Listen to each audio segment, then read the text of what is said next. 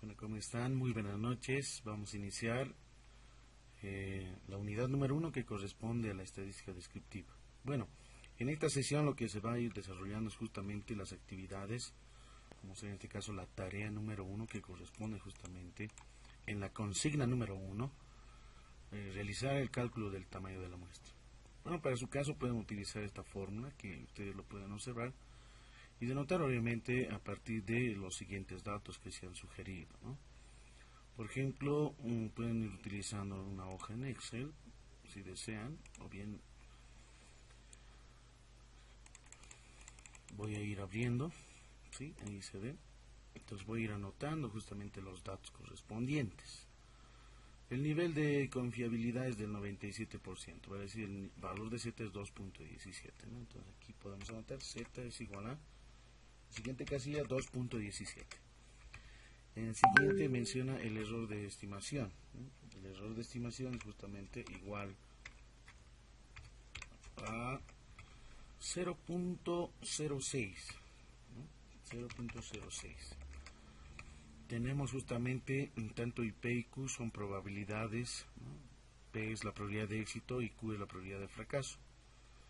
Para este caso, las probabilidades justamente se van trabajando en un 50%, vale decir 0.5, y el complemento, que es en este caso Q, pues la probabilidad de fracaso es de 0.5. Va a decir la probabilidad de ser elegido y la probabilidad de no ser elegido o no ser seleccionado, en este caso, dentro de un conjunto de datos.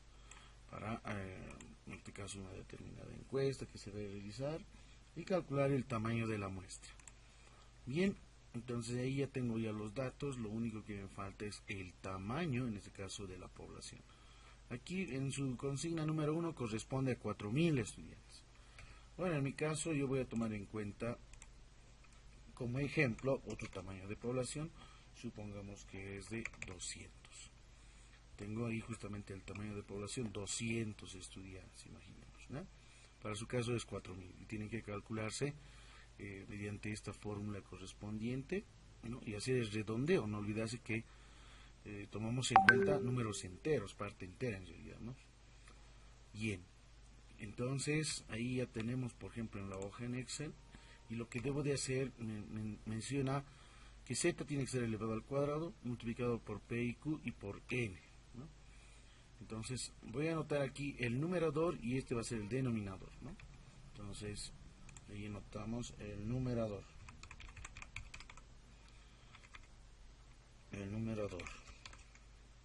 Y aquí debajo el denominador. Numerador y denominador. Sí, luego ya voy a hacer la fracción correspondiente. Bueno, en el numerador, ¿qué es lo que dice Z al cuadrado? Es decir, este valor elevado al cuadrado, o que concierne a multiplicarse dos veces consigo mismo, ¿no? Por la probabilidad P, por la probabilidad Q y finalmente por el tamaño de la población.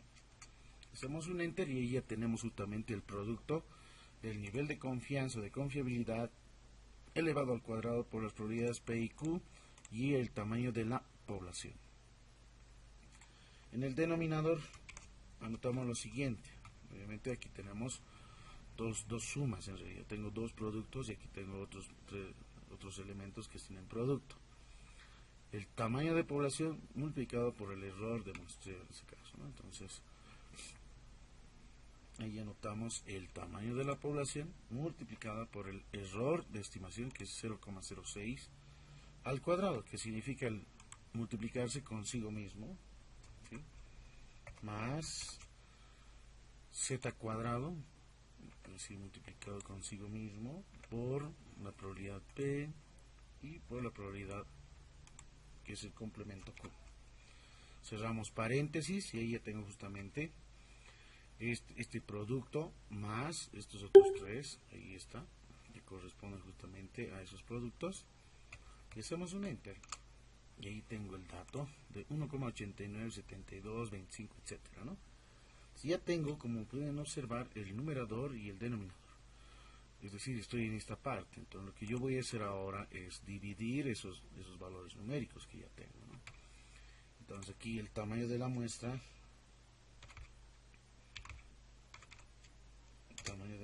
muestra, en este caso n minúscula, será igual a cuánto. Hacer la fracción, en este caso la división del numerador entre el denominador que ya se han calculado. Bueno, ahí está. Como se puede observar, el tamaño de la muestra es justamente 124,099, etc. Entonces, lo que hacemos aquí es redondear. Vamos a esta parte que dice disminuir, o la disminución de decimales, y va a ser un número entero. Como pueden observar, ahí ya tenemos justamente que el tamaño de la muestra, en este caso, es de 124, de un total de 200 estudiantes. Y eso lo vamos a ver en la unidad número 2. Algunos métodos, que son dos justamente, los métodos probabilísticos y los métodos no probabilísticos. En este caso tenemos 124 estudiantes, pero de los 200, ¿quiénes son los 124 elegidos? Entonces podemos ir realizando, utilizando el método probabilístico aleatorio simple, el sistemático, si tengo una lista, el estratificado, si son por estratos, tanto por paralelos, pongamos, tal vez por cursos, ¿no es cierto? Tal vez va a ser por sexo, varón, mujer, entonces los estratos correspondientes, si es que se amerita en el caso. Entonces, muy importante para la investigación calcular el tamaño de la muestra. Otro dato muy interesante es que cuando se tiene justamente un tamaño de población muy grande, es decir, mayor, en este caso, mayor a 30 sujetos, en este caso es 200, ¿es necesario calcular la muestra? Sí, claro que sí. Porque a 124, en este caso, probablemente voy a hacer una observación o voy a aplicar un cuestionario o voy a realizar justamente la aplicación de un test, ¿no? O una prueba objetiva. Entonces hay que tomar en cuenta esas características. Por ejemplo, si yo voy a hacer el tamaño de muestra muy pequeño, supongamos 20, miren que cambia y justamente llega a ser 19 en realidad, ¿no? ¿Eso qué significa? Que y obviamente dentro de los pilares de la investigación científica, si tenemos menores a 30 sujetos, por lo general se trabaja con los datos que conciernen, ¿no? Si es 20, no es necesario calcular el tamaño de la muestra, hay que trabajar con los 20 en realidad, ¿no? Si tenemos 15, con los 15, ¿no? No es necesario el cálculo del tamaño de la muestra, porque va a ir justamente en ese ascenso, ¿no? Solamente por las diferencias de una o dos en este caso, ¿no? Si fuese 30, por ejemplo, ahí tenemos 27, la diferencia de 3 nada más, ¿no? Entonces, por lo general se sugiere metodológicamente si son menores a 30 sujetos, y mayormente se trabaja con investigaciones netamente cualitativas para las entrevistas, por sobre todo. Ya sean en las entrevistas individuales, obviamente no tiene que ser muy extenso, muy grande, ¿no? Porque se tarda en realidad para poder realizar justamente el análisis de los datos, la tabulación misma de cada una de las respuestas del entrevistado y entre otros. Bueno, ese es para el caso justamente del ejemplo número 1. ¿Sí? Aquí voy a insertar y lo voy a anotar actividades.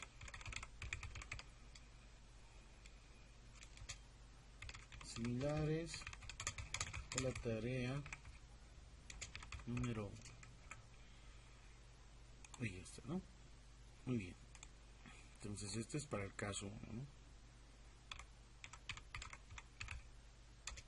Consigna número 1. Entonces, insertados datos, pueden utilizar ustedes el Excel o bien de manera manual, pero yo les sugiero utilizar el Excel, es más rápido, como en este caso lo hemos realizado, ¿no? Aquí era justamente 200, y ahí está, 124. Tenemos ya la consigna número 1, que corresponde a su actividad a realizar, pero en este caso cambia 4000, en este caso, ¿no? De 4000, ¿cuánto sería el tamaño de muestra? Tiene que ser un número entero. En la consigna número 2, dice mencione 5 variables cualitativas discretas y 5 variables cualitativas nominales. Las cuantitativas discretas obviamente son aquellos valores numéricos, enteros, y las cualitativas nominales son aquellos que no tienen un orden jerárquico, ¿no? Entonces vayamos mencionando, por ejemplo, en la consigna número 2. Bueno, la consigna número 2 corresponde, solamente mencionar, indicar variables cuantitativas discretas. 5 menciona, ¿no? Aquí voy a colocar variable cuantitativa discreta. En esta otra voy a insertar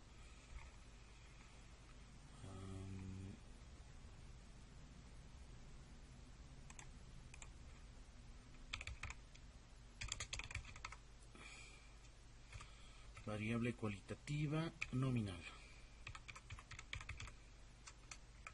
Así es mejor.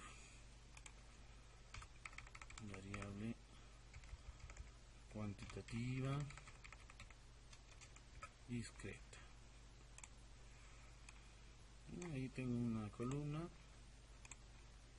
las dos columnas. Bueno, a ver, variables cuantitativas, como por ejemplo puede ser el número de hijos de una determinada comunidad o familia.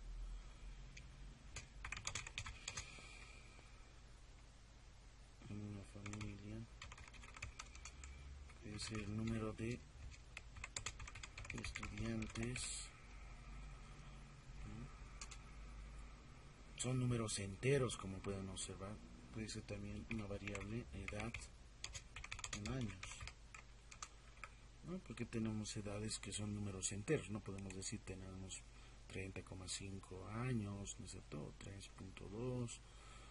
Las variables discretas cuantitativas son números enteros.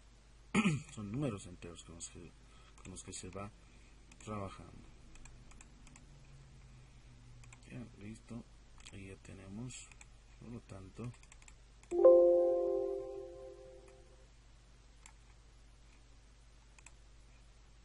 las variables cuantitativas discretas. Las cualitativas nominales, por ejemplo, puede ser marca de autos. Variable marca automóviles. Puede ser marca de celulares.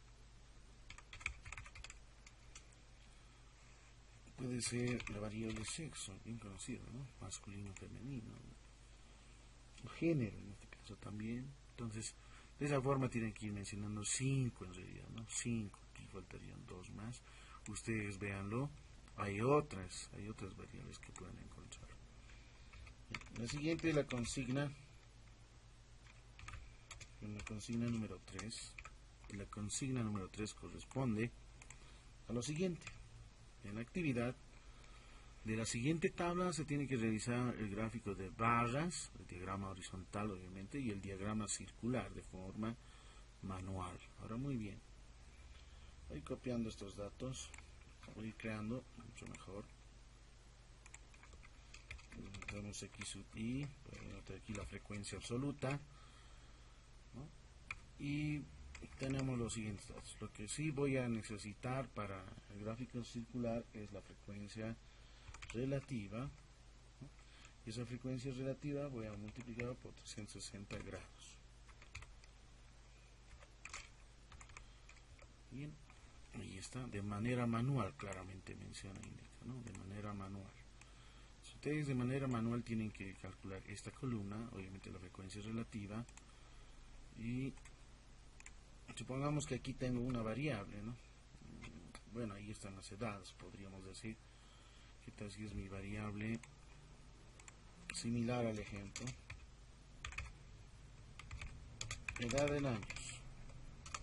Bien, supongamos 25, de 30 años, de 40 y una sumatoria en total.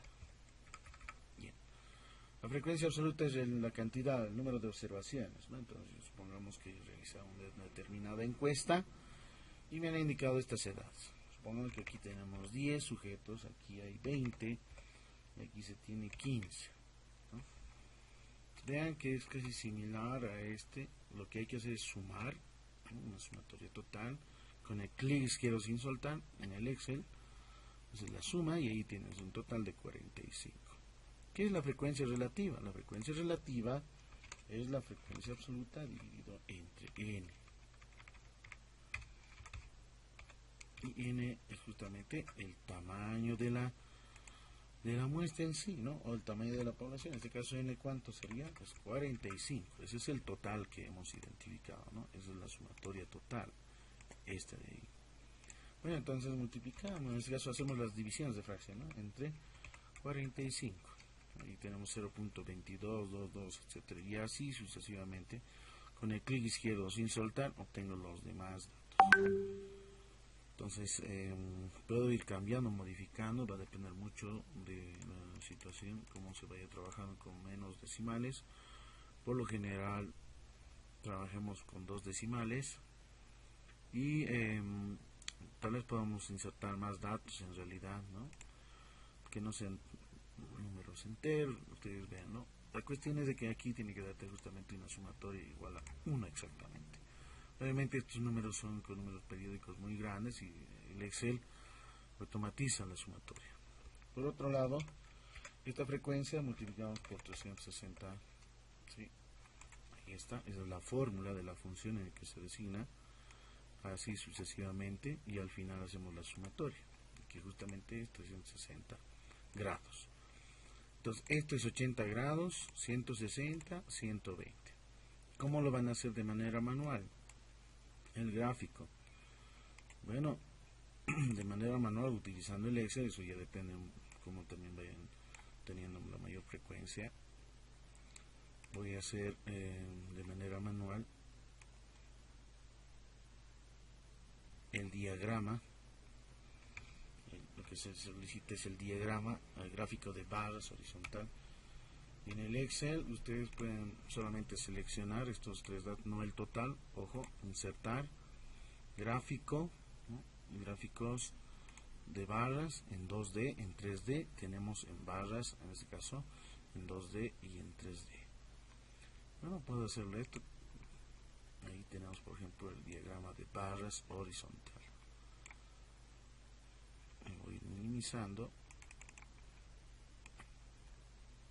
Ahí está, ¿no?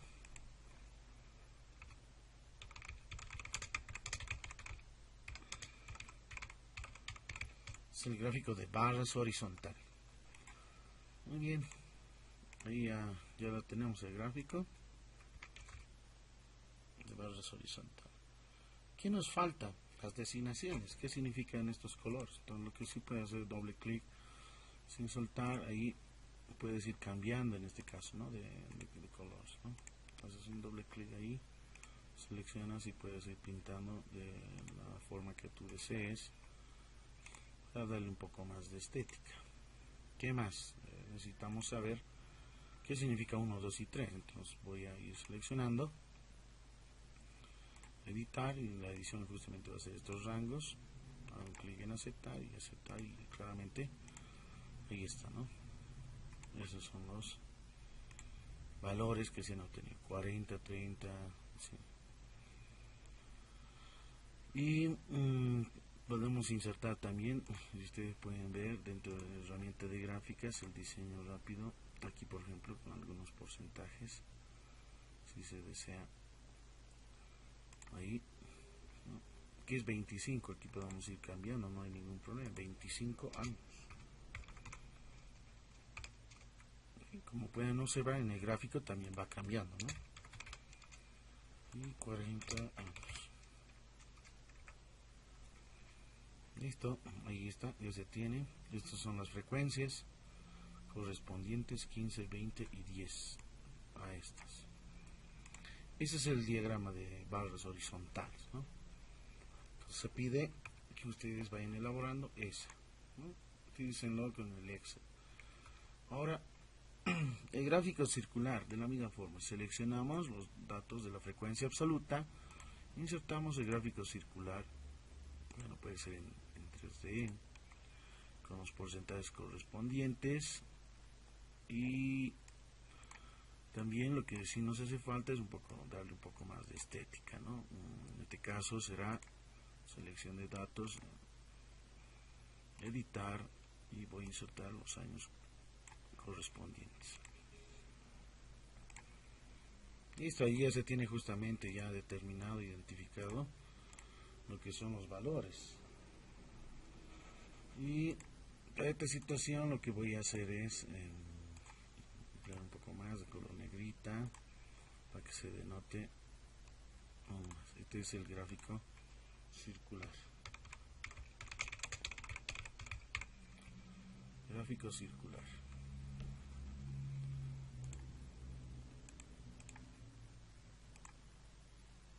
Podemos reducir si desean el tamaño de la letra. Claro, también no olvidemos que puedes insertar también un fondo, ¿no? Un fondo puede ser color tal vez amarillo. Esto también puedes ir cambiando los fondos. Eso ya depende mucho de cada uno de ustedes cómo vayan elaborando sus gráficos. Bien, es lo que se pide. Piedrón de barras y gráfico en la consigna número 3. En la consigna número 4 también se tiene una tabla, es decir, con intervalos, ¿sí? Semiabiertos a la derecha, cerrados a la izquierda. Y lo que tienen que hacer es representar gráficamente de esta tabla un histograma de frecuencias. Bien, ahora vamos a la consigna número 4.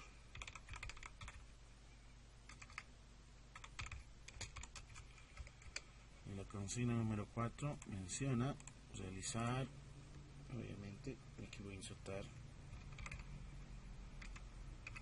el límite inferior, límite superior, los intervalos cerrados, supongamos de 5 a 10, abierto, tengo ahí de 10 a 15, tengo de 15 a 20 y finalmente de 20 a 25. Aquí debajo notamos el total, las frecuencias, la frecuencia absoluta, supongamos que aquí es 5, aquí es 7, aquí es 15 y aquí 8.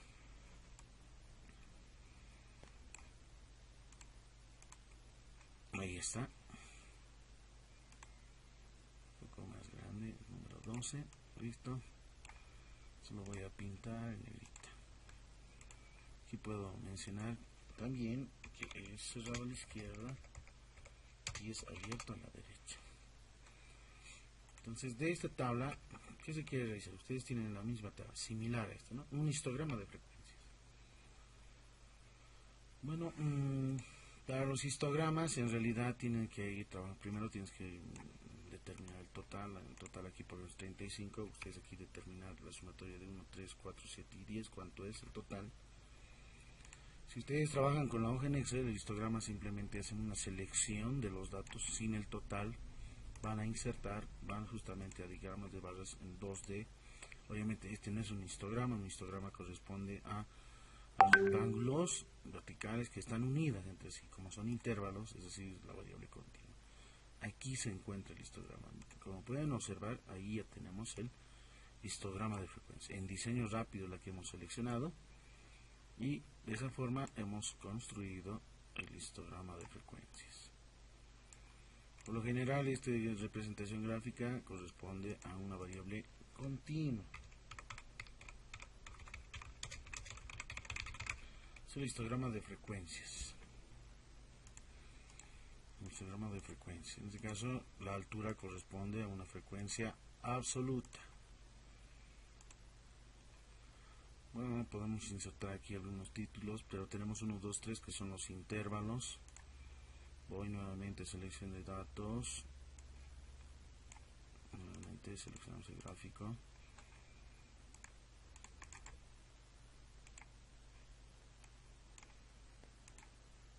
Ahora sí, vamos al embudo. Seleccionar datos, editar. Y ahí está, aceptar y aceptar. Si ya tenemos, como pueden observar, los intervalos. Obviamente para identificarlos, cada uno de estos bloques son de distintos, ¿no? Son de distintos colores, pero la característica de un histograma es que son bloques o rectángulos, obviamente bloques en el espacio tridimensional, serán rectángulos unidos entre sí. y corresponde una área específica en realidad, ¿no? Que obviamente va a ser la variable x, ¿no? Supongamos que nuestra variable es edad en años.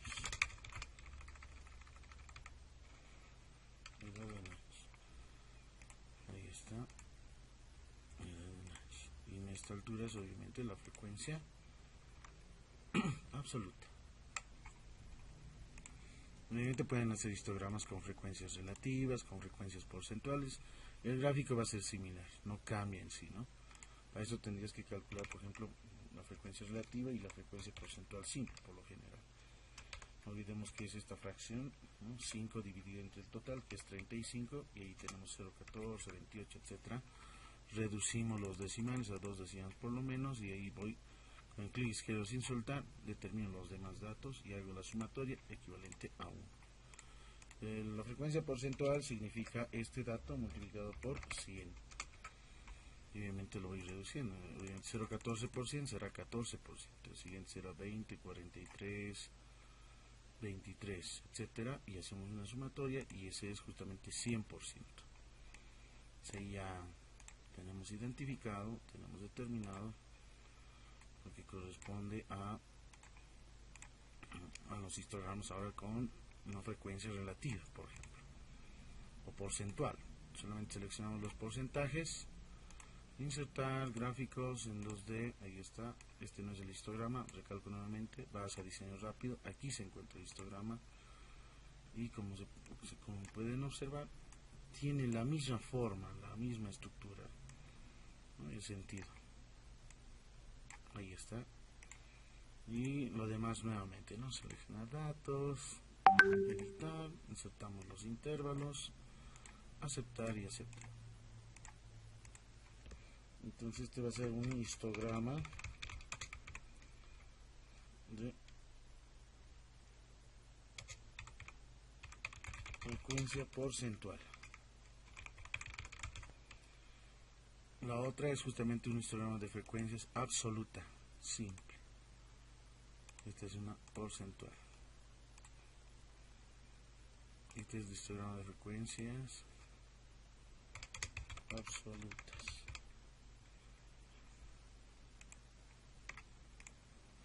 Bien, aquí tenemos justamente nuestra variable, dijimos, edad en años. Ahí está.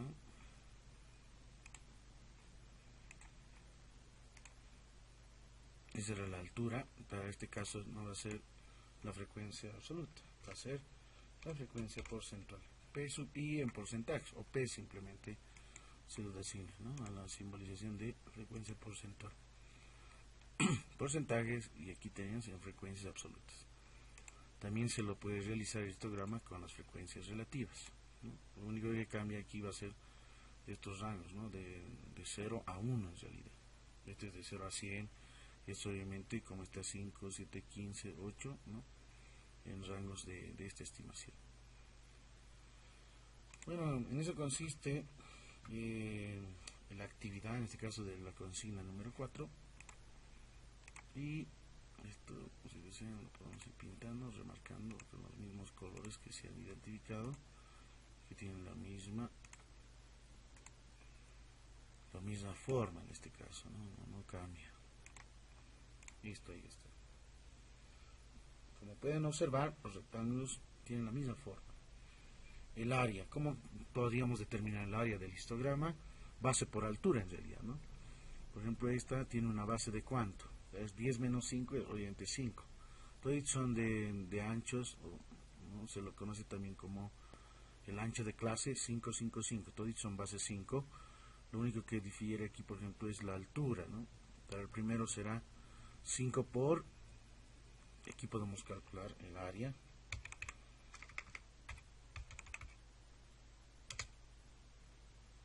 Área del histograma.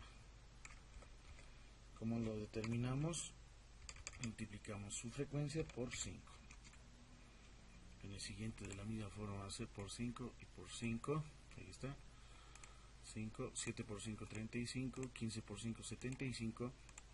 y 8 por 5, ahí está 40. Está mencionando lo siguiente: este rectángulo de color lila, su área es de 25 unidades cuadradas. Esta otra tiene un área de 35. Esta otra tiene un área de 75 unidades cuadradas y finalmente esta otra 40. ¿Cuánto es el área total del histograma?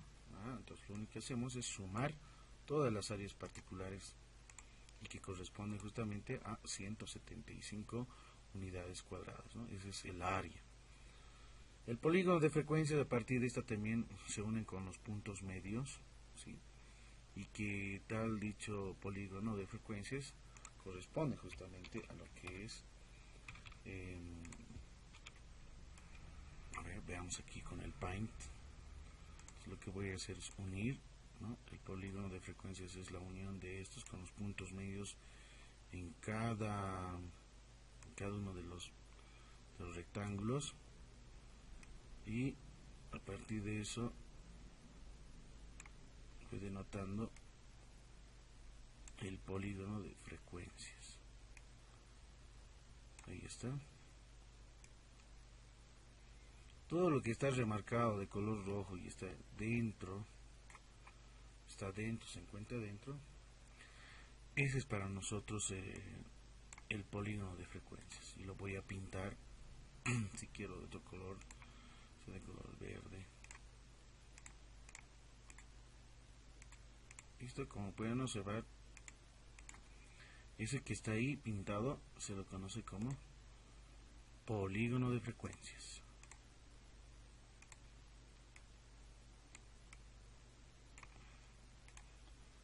Conocido como polígono de frecuencias.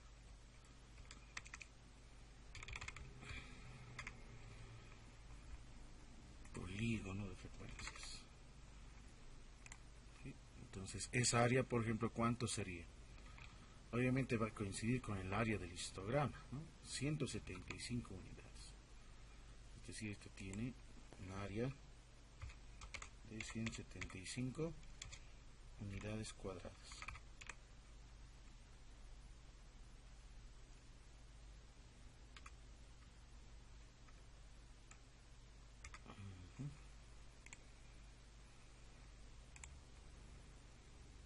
Aquí arriba anotamos unidades cuadradas.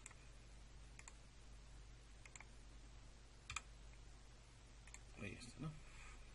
Esa área es 175, el polígono de frecuencias, como también el histograma de frecuencias, la misma.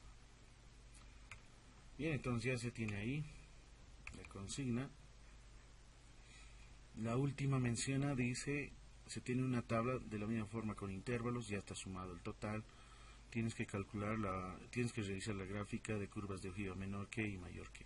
Para la menor que se necesita la frecuencia absoluta menor que, y la mayor que la frecuencia absoluta más que o mayor que. Entonces para eso lo designamos de la siguiente forma. Vamos anotando aquí consigna número 5.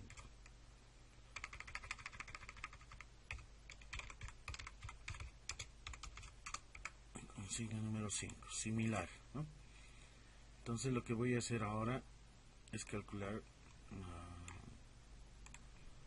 aquí voy a anotar los intervalos, el límite inferior, el límite superior,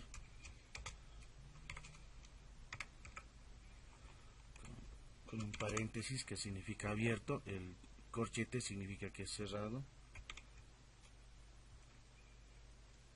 Ahí podemos tomar en cuenta, supongamos que son nuestra variable peso en kilogramos, de 45, de 50 a 55, de 55 a 60, de 60 a 65,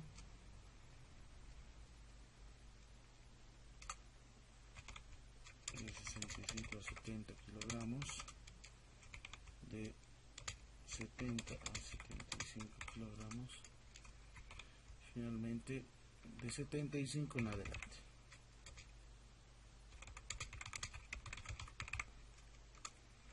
Listo. Y voy a insertar el total.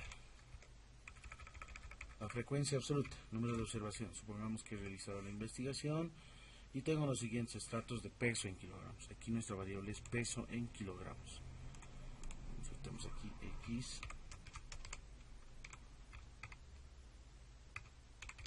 peso en kilogramos. Supongamos que aquí tenemos 5 sujetos, aquí están 10, aquí hay 7, aquí hay 15, aquí son 20, 8 y aquí son 5. Bueno, ahí está.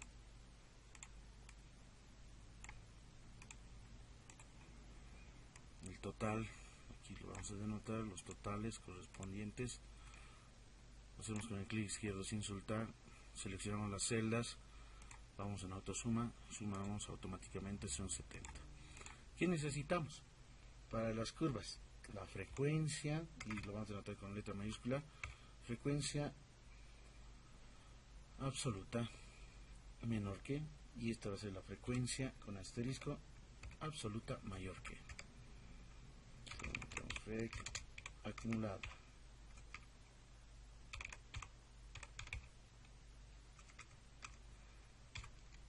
Frecuencia acumulada menor que.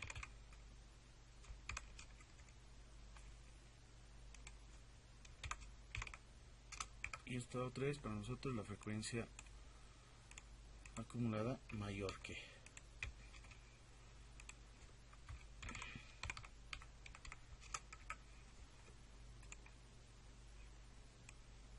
Bueno, ahí está. ¿Cómo se calcula la frecuencia absoluta acumulada menor que? Por definición es el primer dato, es el valor 5, es el que copiamos. Luego hacemos la sumatoria en zigzag, es decir, 5 más 10, eso va a ser 15. 15 más 7, en el siguiente será, como ya tengo definida mi formulita, ahí está, 15 más 7, 22. 22 más 15, ahí está, 37, y así sucesivamente. Hasta llegar a la última frecuencia, miren, que es 70, y esta justamente es, ¿no? Coincide, la última frecuencia absoluta acumulada menor que coincide con n, que es n el tamaño de la muestra, ¿no? En realidad. Ahora, la acumulada mayor que, obviamente, ¿no? Aquí dice menor que porque va a ir de menor a mayor, de 5, 15, 20, va acumulando. La de menor a mayor, esta va a ser de mayor a menor, en este caso será 70, el valor máximo, obviamente 70 es este de aquí, n, copiamos, y en el siguiente casilla será restando, ¿no? Es decir, 70 menos 5, y eso va a ser 65. 65 menos 10, en el siguiente será 55, 48 y así sucesivamente hasta llegar a 0. ¿No? Ahí está. Entonces ya tengo, ¿no?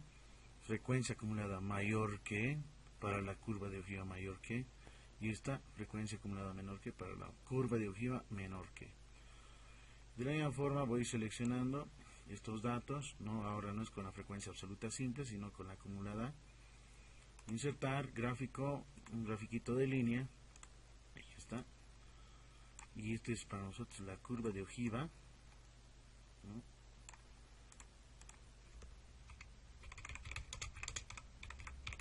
Curva de ojiva menor que.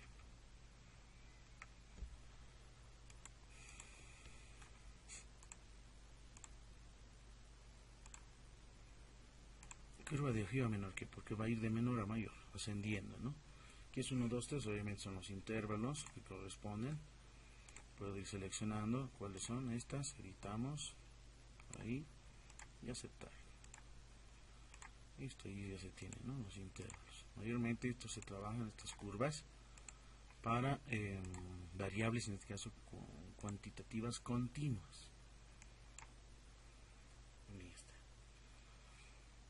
Ahora, para realizar el gráfico de la curva de ojiva mayor que, ¿qué hacemos?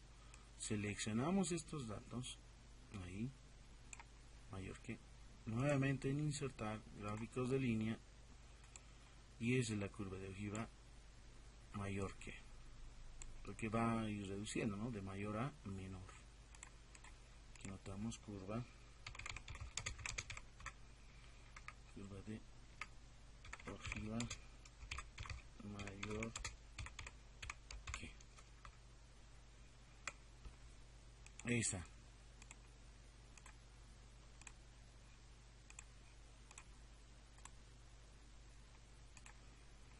Bueno, ya lo demás, si desean, pueden insertar tipos de fondos si desean, ¿no? Eso cambia el color. Son diseños que ustedes pueden ir implementando.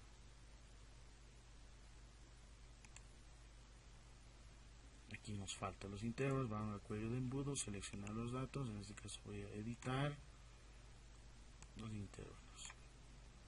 Bueno, yo les sugiero háganlo en Excel, es más rápido y les va a salir gráficos bonitos donde puedes editar, a diferencia del SPS, el Stata, que sí se necesita más detalle y más tiempo, ¿no? El Excel es obviamente un software potente en el sentido de poder realizar, maniobrar, calibrar en este caso los gráficos. Bueno, y ahí termina nuestra sesión del día, que corresponde justamente a estas actividades para aquellos compañeros que no tenían mayores dudas, ¿no?, al respecto de la unidad número 1, que también está ahí el dossier correspondiente. Como han podido observar, está en la plataforma misma que corresponde a esta unidad. Bien, bueno, muchas gracias. Un saludo cordial a la distancia. Nos vemos hasta la siguiente sesión. Y esto lo estoy grabando, obviamente, y los voy a ir pasando tanto en la plataforma como también en el grupo de WhatsApp. Muy buenas noches a todos.